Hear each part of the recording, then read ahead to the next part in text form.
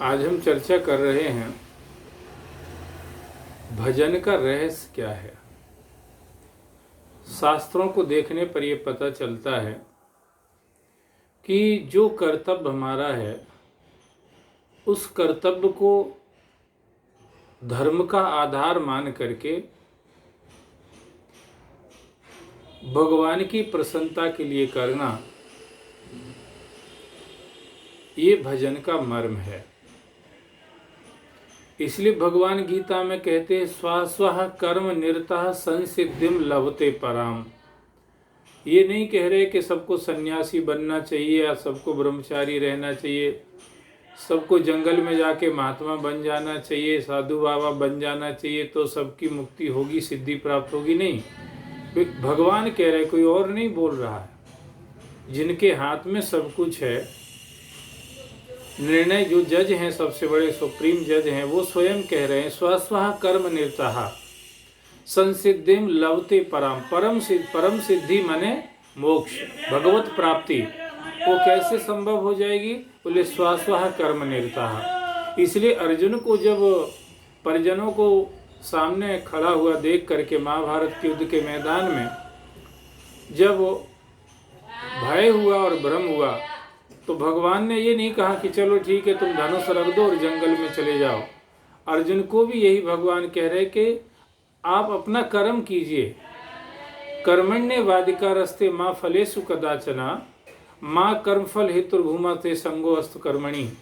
अपना कर्म करो, और जब मैं कह रहा हूं कर्म करो तो ये तुम्हारा कर्म भजन हो जाएगा, ये तुम्हारा कर्म धर्म हो जाएगा। और इसी कर्म से, जिसको तुम कहते हो कि मैं कैसे मारूंगा, ये सामने सब नाते रिश्तेदार खड़े हुए हैं, ये तुम्हारा मारने वाला कर्म ही धर्म पूर्वक होने से, धर्म क्या है? धर्म भगवान की आज्ञा है, तो भगवान की आज्ञा का पालन करना ही धर्म है। और इस धर्म की मर्यादा में जो भी कर्म किया जाता है वो भक्ति है, वो भजन है, उससे भगवान प्रसन्न होते हैं। इसलिए अर्जुन को भगवान ने हटाया नहीं, बल्कि कर्म से हटना चाह रहे थे अर्जुन, तो उनको ज्ञान दे करके लगाया। सुग्रीव हो, विभीषण हो, सबको भगवान ने अपना कर्तव्य करने के लिए उपदेश किया और उनको उनके कर्तव्य में लगाया भी सही। भागवत भी ये बात कह रही, वसंति यत्र सर्वे पुरुषाः वैकुंठ मूर्त्याः ये अनिमित्त निमित्तेन धर्मेण आराधयन हरिम। जो धर्म पूर्वक श्री हरि की आराधना करता है, हरि की आराधना माने भगवान को खुश करने के लिए, भगवान को प्रसन्न करने के लिए। भगवान को प्रसन्न करने का मतलब भगवान की आज्ञानुसार कार्य करने के लिए।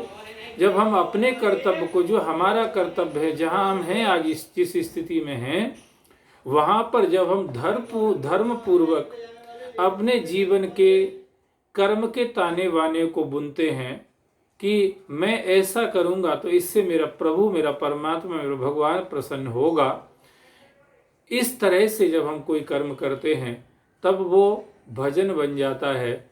और ऐसा भजन भगवान को बहुत जल्दी प्रसन्न करता है। इसलिए हम सबको ही इस शास्त्रों को समझ करके इसी तरह का भजन करना है।